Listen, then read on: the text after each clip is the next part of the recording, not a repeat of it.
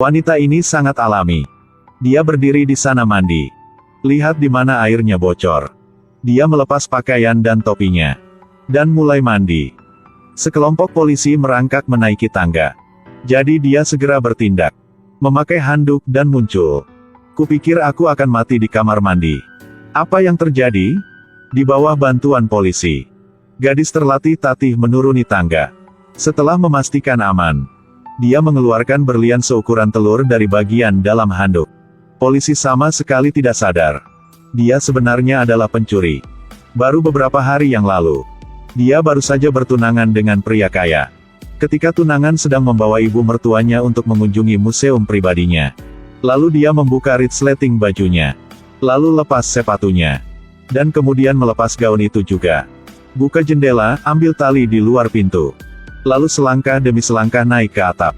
Masuk ke pipa ventilasi. Kemudian merayap di dalam museum. Mencuri pembakar dupa senilai ratusan juta. Tidak lupa untuk memasukkan yang palsu sebagai gantinya. Tapi kekurangannya cuma satu. Saat itulah kembali agak lambat. Jadi ketika tunangannya kembali, melihat dia berganti pakaian. Pada saat ini bel alarm museum juga berbunyi.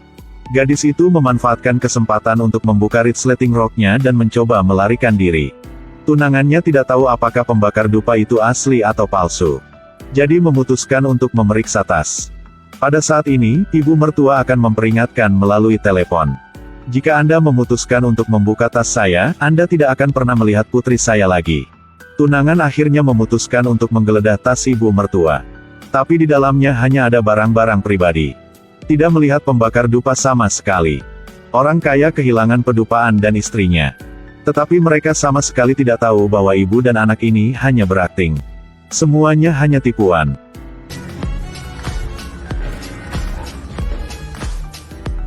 Yenikal muda dan gadis gendut ini. Semua adalah bawahan dari pria ini. Nama pria ini adalah Poppy. Namanya tidak ada yang istimewa. Tapi dia adalah pencuri internasional. Suatu hari dia dan timnya menerima pesanan. Ini adalah misi $20 juta. Tujuan utamanya adalah mencuri berlian air mata matahari, dengan berat hampir setengah kilogram. Lokasi utama di Hong Kong. Pelayan itu akan membawakan secangkir kopi untuk polisi itu. Di bawah cangkir kopi ada secari kertas bertuliskan, HELP. Siapa sangka Pak polisi tidak melihatnya. Tapi pria di sebelah melihatnya. Dia segera menyentuh pisau di pinggangnya. Mengancam seorang wanita untuk tidak berbicara. Setelah polisi pergi, dia mengarahkan pistolnya langsung ke kepala wanita itu. Apakah kamu berani bermain denganku? Akan ku tembak kepala kau. Di sini? Atau di sini? Udah berhenti. Sampai pria berkacamata itu angkat bicara, dia menyerah. Sebenarnya, bukan tanpa alasan wanita itu meminta bantuan. Karena di sebelahnya sekarang adalah penjahat terkenal di Hong Kong. Mereka baru saja merampok toko emas ini. Tapi emas saja tidak bisa memuaskan mereka. Target mereka berikutnya. Ini adalah berlian terbesar di dunia. Berlian, air mata matahari. Nama pria ini adalah Chen, dia adalah kakak dari grup. Mereka menerima undangan dari seorang pria bernama Macau Park. Bersiaplah untuk bekerja sama dengan tim dari Korea. Setelah menyelidiki mereka menemukan. Berlian ini disembunyikan di lantai 30 Hotel Bintang 5. Dan yang memegangnya adalah wanita ini. Rencananya dimulai. Chen dan Bibi gendut berpura-pura menjadi suami istri. Chen dan Bibi gendut berpura-pura menjadi suami istri. Yenikal menggunakan trik kecantikan untuk menipu penjaga gerbang. Untuk mencuri kartu masuk. Lalu naik ke lantai 30. Gambarlah lingkaran di atas kaca. Lalu menyelinap ke dalam. Gunakan kartu untuk membuka pintu kamar. Kaki tangan dengan cepat memulai pekerjaan membuka brankas. Brankas pertama dibuka. Tapi di dalamnya hanya ada beberapa ratus ribu dolar. Sepertinya berlian itu pasti ada di brankas kedua. Tetapi ketika mereka membukanya, mereka menemukan brankas itu kosong. Sebenarnya berlian asli ada di tangan Macau Park. Yang pura-pura menjadi sang kakek. Dia menggunakan segala cara untuk mengundang dua pasukan pencuri ini. Adalah menyebabkan kekacauan untuk menyeret polisi. Biarkan dia mengambil kesempatan untuk melarikan diri. Tentu saja mereka jatuh ke perangkap. Chen dan Bibi gemuk juga mengalami kecelakaan mobil saat melarikan diri. Dan keduanya kehilangan nyawa. Pasukan Chen hampir musnah.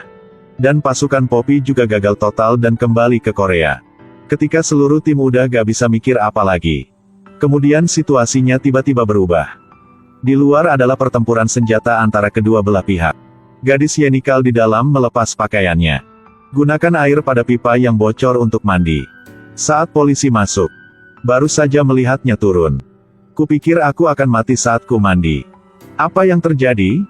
Di bawah perlindungan polisi, gadis itu pergi dengan selamat. Tapi tidak ada yang memperhatikan.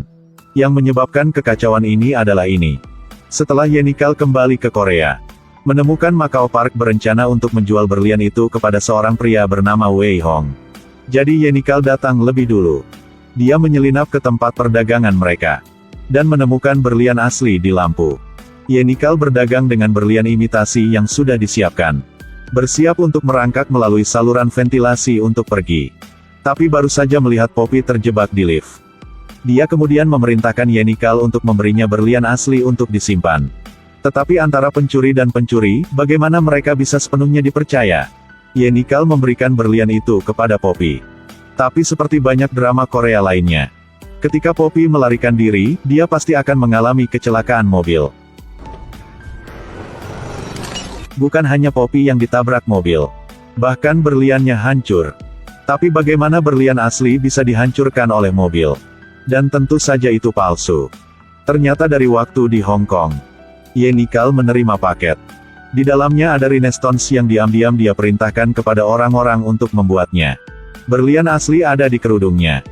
Tapi ketika tidak ada berlian asli, Macau Park pasti akan dibunuh oleh Wei Hong. Dia tidak keberatan menyinggung dua pasukan pencurinya. Gunakan segala cara untuk mendapatkan berlian. Ini adalah tujuannya sekarang. Sebenarnya 10 tahun yang lalu, Macau Park dan Ayah Chen pernah bertemu Wei Hong. Untuk mendapatkan berlian, Wei Hong membunuh ayah Macau Park. Saat itu dia masih kecil dan bersembunyi di bawah tempat tidur. Setelah Wei Hong menemukan berlian itu palsu, berniat untuk membunuh Macau Park.